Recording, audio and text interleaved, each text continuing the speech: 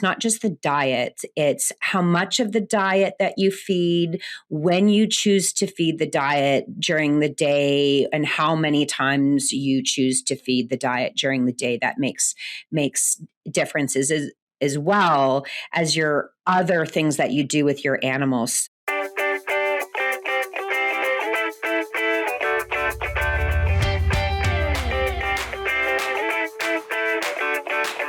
Hello, well, welcome to the Pet Food Science Podcast.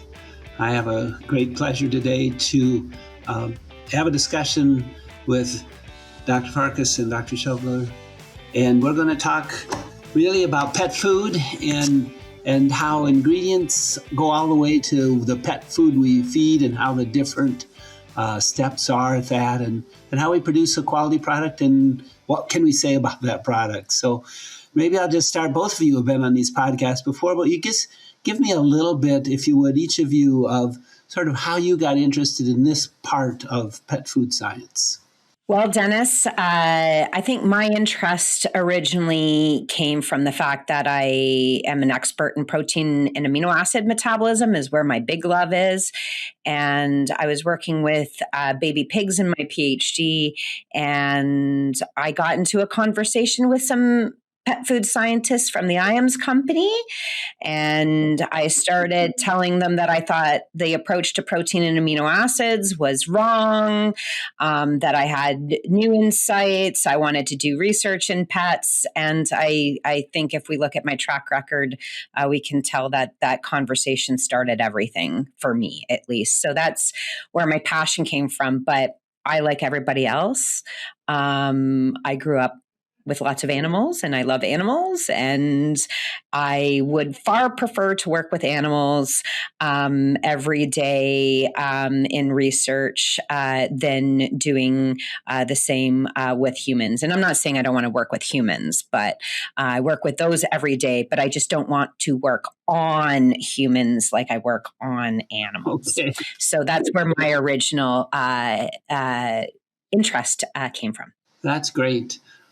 How about you, Dr. Farcas? Well, I'm maybe a mirror image or a reflection there. I've got some similar background, but I've always had nutrition and food as an interest, both personally and professionally.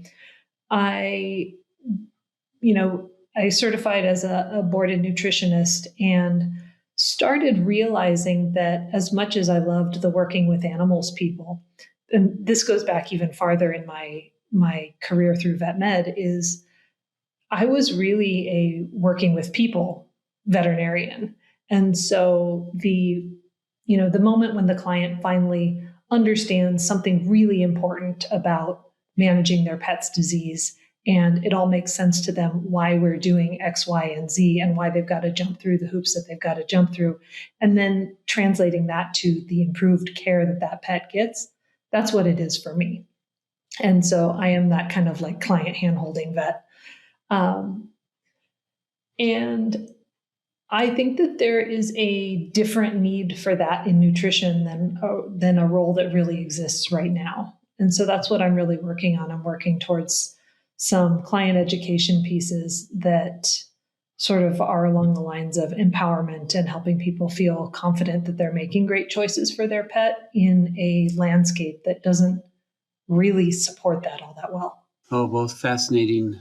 And just to put my space in it, I started out in large animal nutrition, and then maybe a bit like you, Dr. Shoveler, I had a sort of epiphany that, these concepts could be applied to pets and make a difference for people who wanted to rich relationship, to lengthen and enrich their total time with their pets. And it seemed like nutrition was a great way to do that and a way to understand biological science, from that perspective. And of course, I have to smile for someone maybe thinking about having this in the field. People pay well for good training in that area. So consider it, please. Tired of navigating the pet food industry alone? The Pet Food Inner Circle brings together the brightest minds in pet nutrition, where seasoned professionals share real insights and tackle the challenges that matter most. When you need answers, industry leaders are just a conversation away. Ready to join the circle? Visit petfoodinnercircle.com and connect with your peers today.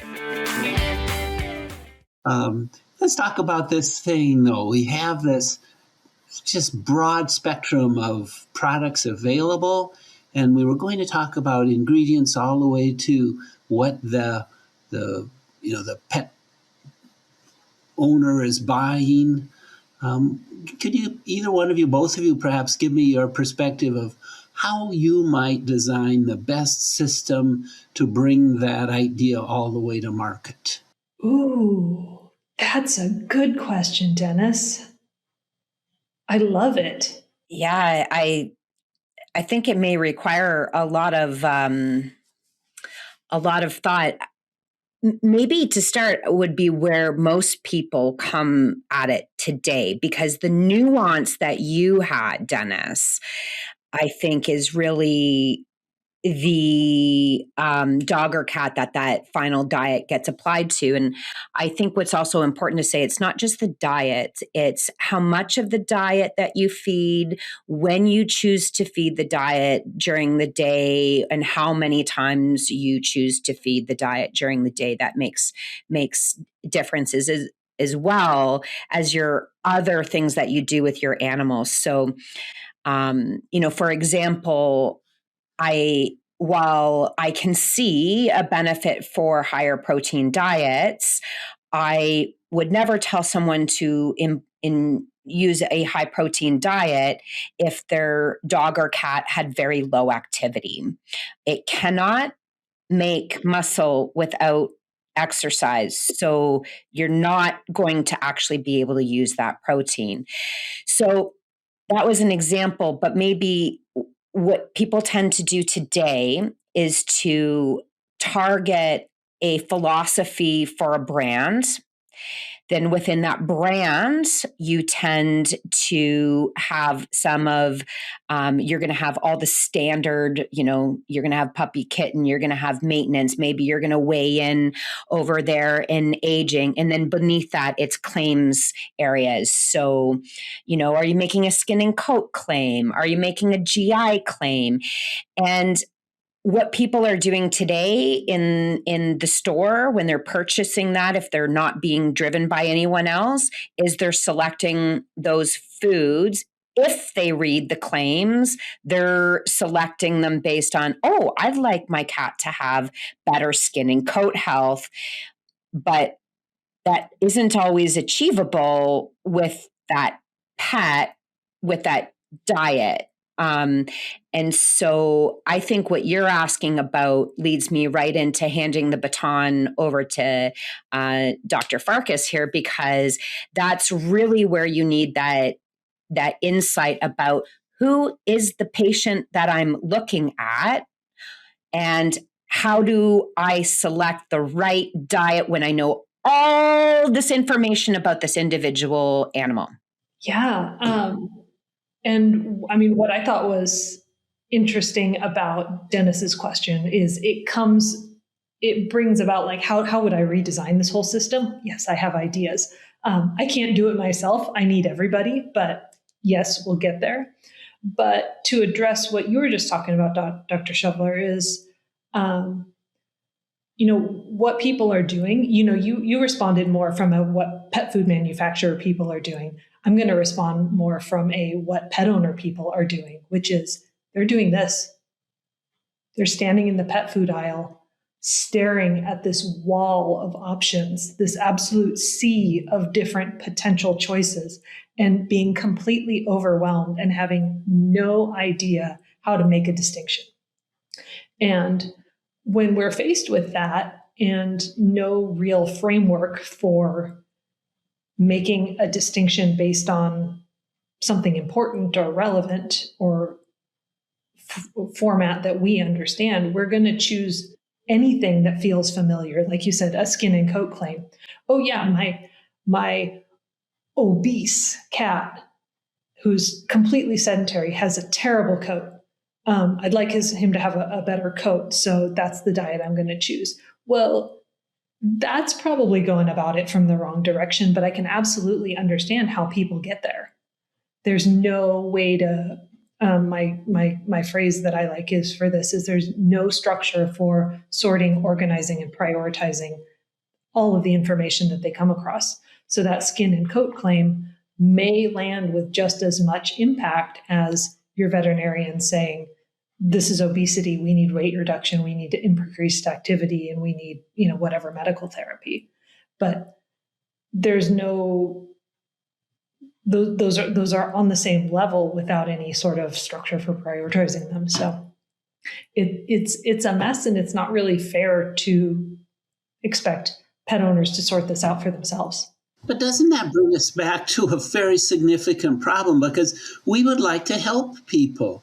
And so I would like to say, okay, here's some overarching truths one can look at in this space we're in, and say, here's why I would recommend you think about this. Dr. Farcas, you said, okay, you have to choose, right? You have to choose between this obesity that's probably causing the skin problem, or at least certainly associated with it, or the skin problem. And so that's sensible. But I still wonder if we can't step back, because I have a lot of passion for this. I think you do too. Let's talk about how that product comes forward. My bias is probably easily seen in an extreme in that, I'll put it this way, I hired people for their intelligence. I always hired intelligent people, so happy with that. The only people that actually had to leave couldn't get along with other people. And so it just shows the value of the team, right? So if some individual comes to you or me and say, I've got it all, I'm going to put it all together, I'm the person, that's not going to be a very successful project. But if we can put together a group of people that maybe have these varying expertise, then that has a much greater chance of success. I wonder if we might talk about that a little bit. I would far rather make pet food with you guys than with somebody who thinks that they're going to make all the going to be able to do this themselves, or if somebody who says that I should be able to do it myself. Yeah. Where to start, Dad? I think I agree. Well, I don't think. I do agree with you. And in fact, we say that in my lab all the time. Teamwork makes the dream work. My students know that I took that same training from industry that you had. I totally agree. Our teams were extremely multifunctional in industry, and they also changed for the different stage gates that where we're going in, because you need to check things at different times. But I think that teamwork applies to this all the way, Dennis. Even like I look at within nutrition, no nutritionist, if every nutritionist says that they know every single thing about nutrition, that every deep expert in every area knows, then don't hire them. Yeah, then I'm so impressed, because I can't. When I go into other nutrient classes, I reach out to the next expert beside me who's been working in that area for decades. So they'll catch me on those little things. So when your question about making a food, it's from tip to tail. Using a dog and cat analogy here, but I can't make a good food if I can't get the right ingredients. I can't make a good food if I have the wrong food scientists working on the product and product stability and the effects of processing. I can't sell my product unless I have good marketers and a business to business relationship. So it's really large multifunctional teams. And I think that at each stage, it's multifunctional as well. So I think that PhD nutritionists like us hold a different skill set than veterinarians do. I don't in a million years want to touch feeding and managing animals under disease. And that's a different skill set than the research skill set. And so I think we're just I think I'm just emphasizing that I think diversity in your team will result in the best idea that has the best chance of getting to market. You just gave me the best idea for an educational piece that I want to create for pet owners, which would be like a tour through pet food from inception to end of the line production with this is a meet the team of everybody who went into doing a great job in making this. And I feel like that would be a better representation of quality in pet food than some of the questions that we're now trying to kind of teach people to ask pet food manufacturers, which is sort of a conversation that I think is set up to fail anyway. Because I think then that would be the most helpful in saying, like, it's interesting to me, isn't it? Oh, sorry.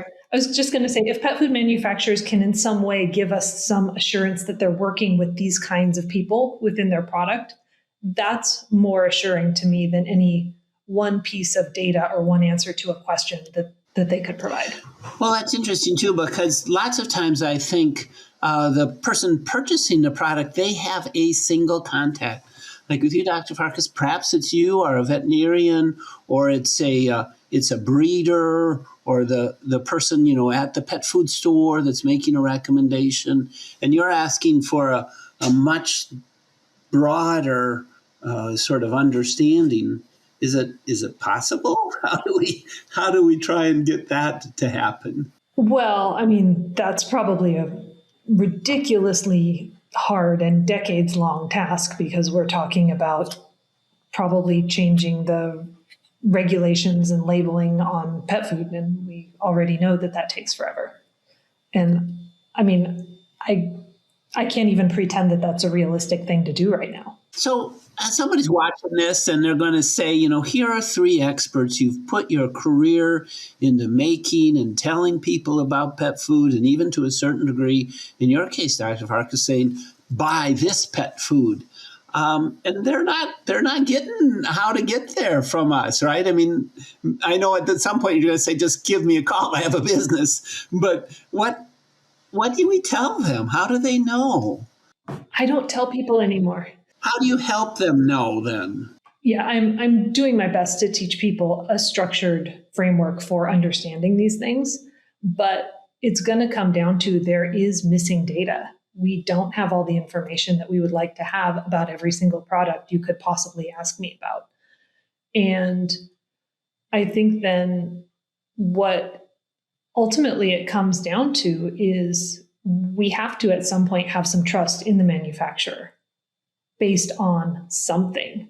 And whether that's their reputation in the industry or personal relationships with colleagues, those sorts of things, that's sort of what we're left with, is because there's nothing that requires any particular company to do things that really, really demonstrate that they're doing a great job with this.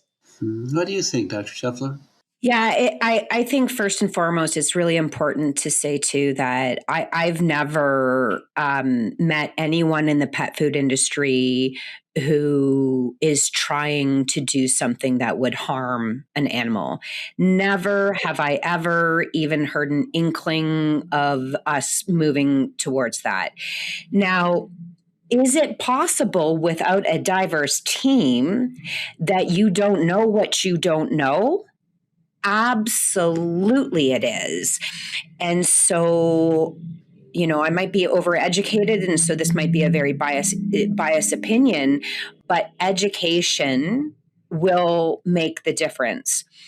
That really brings us down to, though, when we think about the tiers that we need to educate, we have to think very carefully and targeted. There, the three of us will go to a 1-hour seminar on lysine. A consumer will never do that. A consumer doesn't need to know about lysine. What do they need to know about in their food, and how do we educate them? But that's just the consumer. And then I start coming to all the influencers. How do we better educate them? That includes your pet store associates as well. And it's about fueling them with enough information. But I think this might be a good opportunity when we think about that is also making sure that everybody isn't wildly doesn't have a brand preference. So I've had this experience going into different pet food stores because I like to try to see what they're telling people all the time. So I'll say, I'm in here today because my dog is so itchy and I don't know what's going on, but I think it's the food. And then I see what happens, right? And then I get different kinds of things and I can start thinking about, okay, well, there's a deficit in knowledge there and a deficit in knowledge there. But it would be great if there was a tool for the consumer, and I don't know how you do this with the pet food companies, just to be clear, where it asks you things like, what is your socioeconomic status? How, maybe not that, but how much are you willing to spend on pet food in a week? What kind of animal do you have? What life stage? Some questions about the animal. Do you have any cultural preferences for ingredients? Like, you're not going to sell a high meat diet to a vegan, right? So you have to start being sensitive about that. Do you care about X, Y, Z, all these other things? Maybe they're really caring about sustainability. And then it would be nice for that program to go, you know what is would hit all of these for you is these 4 diets. But that doesn't exist now. And I think people land in the wrong diet for their pet in some instances. But I also acknowledge that the vast majority of pets can eat almost anything for a large period of their life, right? Just like we can, right? People eat McDonald's every day. Yeah. And are okay, right? It's cheap calories. Be sure of that. Yeah. Yeah, the cheapest. Thank goodness this is the Pet Food Science podcast. So I think that the real problem is getting consumers to the right diet because they don't know what they need to know about themselves and their pets to select it properly. And I completely agree with Dr. Farcas as well, is there's so many choices. It's like sitting down at a restaurant that has a 15-page menu and you're just overwhelmed. You have no idea what you're going to choose, right? And then you don't necessarily chose the thing that you wanted to eat. You just got fatigued by looking for something that you wanted to eat and chose something because everybody's ordering. Yeah, that's a good analogy. Feed formulation software is stuck in the past. Most tools haven't evolved beyond basic least cost optimization. A Diet Forge changes that.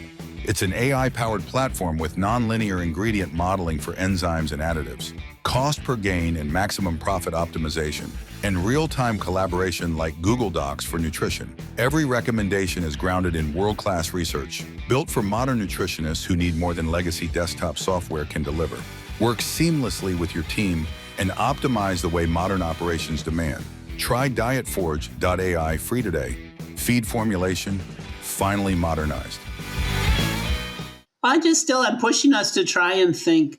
I think what I heard that you should think about the company and the best you can do to evaluate a quality process. So I would like to have an ingredient specialist. I would like to have a food scientist. I would like to have a nutritionist. When I started in this area, we had all of those, plus a veterinarian on every team that developed a food.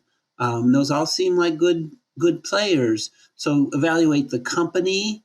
But then I say, okay, I like this company. I happen to like companies I worked for. I won't even mention them right now, but Kate and I at least had a bridge there to one company. Lots of spectrum left there still.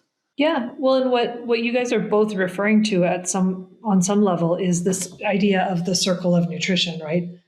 I cannot answer the question, what should I feed this creature, without knowing the details of the creature, the details of the diet or diets being considered, and the environment, which for me usually translates to the owner and the lifestyle. And when we answer all of those questions, like Dr. Shoveler's proposing as an app or a survey or something that walks you through all these questions and comes out with, has narrowed the field from 100% of its full volume to just 5% based on things that owner has picked, then yeah, that's really helpful. And then they can go in and choose which one they like the vibe of. And then ideally, we also have enough data on those products that somebody who has some more technical expertise can say, no, I actually need you to pick this one and not that one because of protein or fiber or whatever the case may be. What do we do next? How do we summarize this very complex and really, I think, quite critical question to something that you could tell a person in an elevator? I have 3 minutes. They ask, what's my best pet food? Is it possible? What would you tell them? Let's see. I'll take it from a student perspective and how I teach students to think. I ask the question very first day of class every year. I have already given them the intro. They know that I worked for P&G and then Mars. They know that I'm a named research chair for Champion. And then all of a sudden I tell them that I've gotten grants from and go boom, boom, boom, boom, boom, boom, boom, boom, boom, go through all these pet food companies. And when I first did the exercise, words got out now and they're a lot better. What I always think is interesting is at the beginning when they didn't know this, they're like, oh, you worked for Mars, so you feed Royal Canin. Everybody, boom, right there. They're like, you knew, in our opinion, that's the highest quality in the Mars portfolio. You worked for that company, therefore you fed what they were perceiving as the highest quality. And then I always stopped them and I said, guys, you didn't ask me if I had a dog. You didn't ask me if I had a cat. You didn't ask me if I was dealing with anything with them. You didn't ask me what my personal opinion in terms of food is. And so I think that we would probably be best, and I think that is where the majority of the industry is going. The veterinarian is the key opinion leader. I think we should continue to educate the veterinarian, and I know there's a lot of move on to improve that across veterinary schools. I think there's bigger opportunities here for paraprofessionals, a veterinary technician. I think there's a huge opportunity for the pet food retailer to become more educated, and then I think that we need to empower the consumer to ask those more educated paraprofessionals when they aren't sure what to do. I think that's how I would approach that, other than that app, which I think Dr. Farcas is going to start to work on developing anyways. So she'll be calling you, I'm sure. You've got the few minutes. Could you summarize your thoughts for us? I'm going to be calling both of you. Well, I think that this is hard to give a specific answer to. And the problem is that veterinarians are constantly pinned down for a specific answer. And I don't think that's fair for a bunch of reasons. And I think that a lot of the time people don't even like the answer that they're given in response to that question. And so I tend to try to turn it back around on people and ask them to figure out what's important to them and what makes sense to them. Like you mentioned, personal preferences for sustainability and ingredients and sourcing and ethics and these sorts of things are becoming bigger and bigger for people.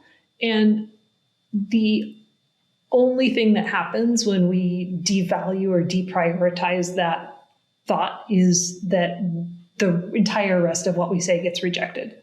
And so, sure.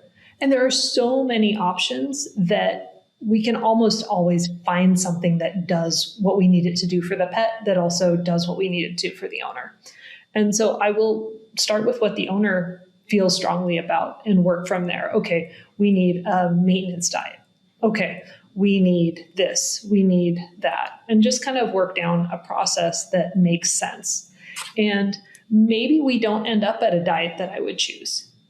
Maybe I would, pick a different brand because I know half the nutritionists on staff with them, and that's who I would want making my pet's food.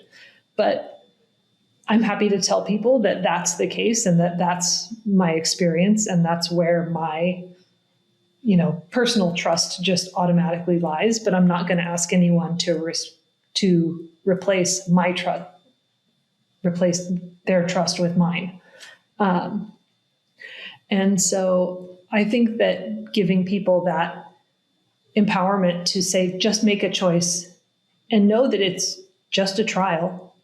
It might not perform very well for them and their house and their pet. And then they have all of the criteria that they can use to make a next choice with what they learned in that first trial.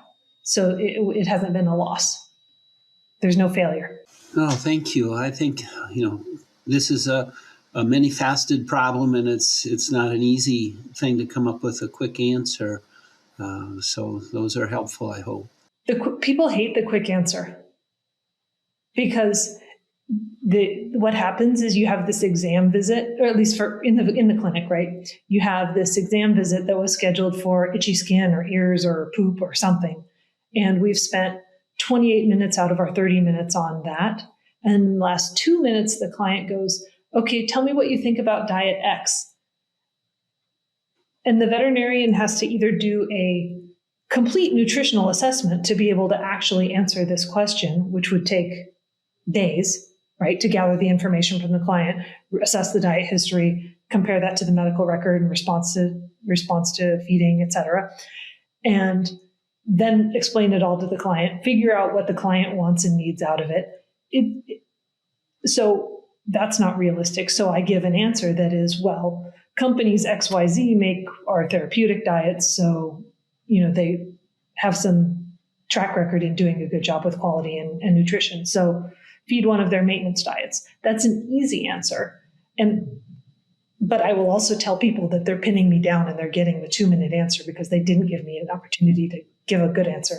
Schedule another appointment, perhaps. Let's talk about the food we're feeding. Or I'll ask them to do the diet history questionnaire so that we can have a full visit and do that nutritional assessment, and then we can answer it well. Thank you. I think we've kind of covered it. I know I don't want to sort of go away saying we didn't come with the right answer, but I hope we've shown that this is a complex space and it's not easy. I liked our answers about rely somewhat on reputation so that you've got a quality product coming to you. I noticed we didn't say buy this form or that flavor or this, because I don't think that would give the right answer, even though some people would rely on it for an answer. We did talk about the specific values to the specific pet, which I think is fantastically important. I guess that's my summary. I think we have, I don't know if you all will want to do it, but we have an opportunity for a few other conversations. We sort of spun by, and I'd love to, if you were willing, maybe talk about that another day. I would sort of like to talk about that team and the value that the different people bring to the team. I think that's fascinating and often missed because perhaps we all get in our own space and we see only one perspective. But that's not today. Thank you for joining us. This has been the Pet Food Science Podcast, and I hope you've thought more deeply about how we might choose the right food. It's been a pleasure to talk with both Dr. Farcas and Dr. Shovler today. Thank you.